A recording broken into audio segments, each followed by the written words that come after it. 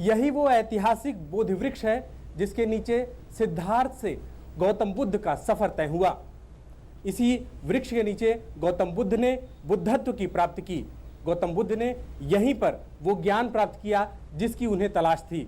सुजातागढ़ में 6 साल की तपस्या के बाद गौतम बुद्ध यहाँ पर आए और उन्हें इसी वृक्ष के नीचे ज्ञान प्राप्त हुआ।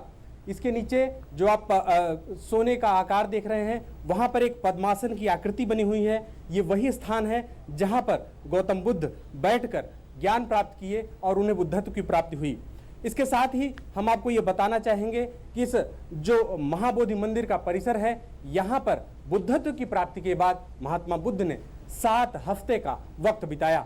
इन पूरे समय में महात्मा बुद्ध ने इन 7 हफ्तों में तमाम ऐसे ज्ञान जो उन्होंने प्राप्त किए उसको समाज को देने की कोशिश की। वर्ण व्यवस्था के खिलाफ 5वें दिन महात्मा बुद्ध ने एक ब्राह्मण के प्रश्न के जवाब में निग्रोध वृक्ष के नीचे ये बताया कि कोई भी व्यक्ति जन्म से ब्राह्मण नहीं होता, कर्म से ब्राह्मण होता है। इसी वजह से महात्मा बुद्ध ने वर्ण व्यवस्था के खिलाफ जिस तरह से प्रहार किया, वर्ण व्यवस्था में जो खामियां थी उसको दूर करने के लिए जो एक सामाजिक जागरूकता फैलाने की कोशिश की, उसका सबसे पहला प्रमाण इसी परिसर में निग्रोध वृक्ष के नीचे महात्मा बुद्ध ने पूरे समाज को दिया। प्रधानमंत्री नरेंद्र मोदी इस स्थान पर आकर महात्मा बुद्ध को इस ऐतिहासिक स्थान पर आकर पूजन करेंगे, अर्चन करेंगे।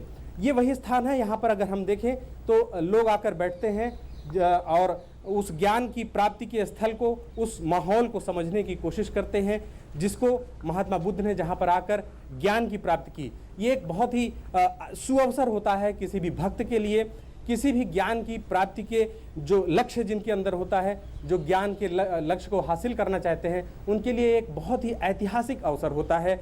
या यहाँ पर आकर हमने भी उस माहौल को महसूस किया कि वो बोधि वृक्ष कैसा है जिसके नीचे सत्य अहिंसा का जो संदेश महात्मा बुद्ध ने दिया उसको किस तरह से अनुभव किया जा सकता है, उसकी अनुभूति सीधे सीधे यहाँ पर प्राप्त की जा सकती है। कैमरामैन संजय जैना और सहयोगी शैलेंद्र बिष्ट के साथ अजय विक्रम सिंह, डीडी न्यूज़, बोधगया। और प्रधानमंत्री